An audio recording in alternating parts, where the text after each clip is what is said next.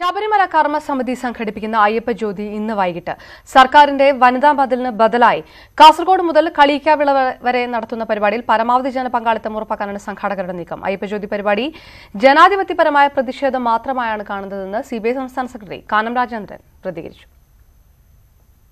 കാസർഗോഡ് മുതൽ കളിയിക്കാവിള വരെയാണ് അയ്യപ്പ ജ്യോതി തെളിക്കുക. വൈകിട്ട് 6 മുതൽ 7 വരെയാണ് പരിപാടി. ശബരിമല കർമ്മസമിതിയുടെ നേതൃത്വത്തിൽ നടക്കുന്ന പരിപാടിക്ക് ഹൈന്ദവ സംഘടനകളുടെ പിന്തുണയുണ്ട്. NSS അടക്കമുള്ള സമുദായ സംഘടനകളും പരിപാടിക്ക് പിന്തുണയുമായി രംഗത്തുണ്ട്.